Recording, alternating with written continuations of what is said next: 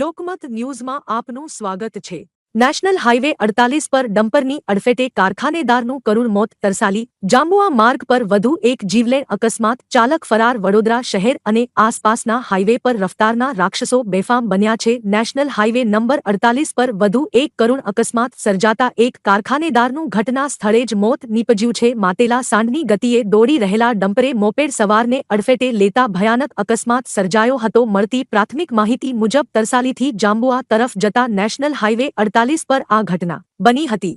મૃતક દોલતરામ મારવાડી હાઈવે નજીક કારખાનું ધરાવતા હતા અને રાબેતા મુજબ પોતાના કારખાના તરફ જઈ રહ્યા હતા। દરમિયાન પૂર ઝડપે આવી રહેલા ડમ્પરે તેમની એક્ટિવાને જોરદાર ટક્કર મારી હતી। નુકસાન એટલો ગંભીર હતો કે ડમ્પરના આગળના ભાગે એક્ટિવા ઘૂસી ગઈ હતી અને મોપેડ સવાર ઉપર ડમ્પરના તોતિંગ પૈડા ફરી વળ્યા હતા, જેના કારણે દોલતરામ મારવાડીનું ઘટના સ્થળે જ કરુણ મોત થયું હતું। નુકસાન બાદ ડમ્પરનો ચાલક વાહન છોડીને ફરાર થઈ ગયો હતો। બનાવને પગલે હાઈવે પર ટ્રાફિક જામ સર્જાયો હતો અને વાહન વ્યવહાર પ્રભાવિત થયો હતો। ઘટનાની જાણ થતાં પોલીસ તાત્કાલિક સ્થળ પર પહોંચી હતી અને મૃતદેહને પોસ્ટમોર્ટમ અર્થે ખસેડી આગળની તપાસ હાથ ધરી છે। ફરાર થયેલા ડમ્પર ચાલકને ઝડપી પાડવા પોલીસ દ્વારા ચક્રો ગતિમાન કરવામાં આવ્યા છે। છેલ્લા 24 કલાકમાં હાઈવે પર થયેલો આ બીજો અકસ્માત હોવાનું સામે આવ્યું છે, જેને પગલે સ્થાનિકોમાં રોષની લાગણી વ્યાપી છે। અવારનવાર બનતા આવા અકસ્માતોને ધ્યાનમાં રાખી વિસ્તારના લોકોએ બેકાબુ બનતા ભારદારી વાહનો પર કડક નિયંત્રણ લાદવાની માંગણી કરી છે।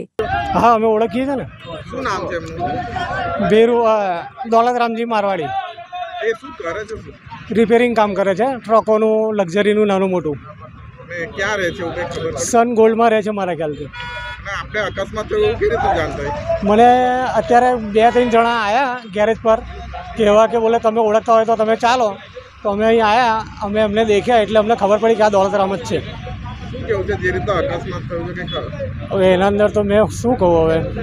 જે આ દોલતરામ જે ગેરેજ હોય ડેલી દર રવિવારે પણ ચાલુ હોય છે? હા, દર રવિવાર અમારે 365 દિવસ કારખાનું ચાલુ જ હોય છે, એમાં કોઈ રજા હોતી નથી।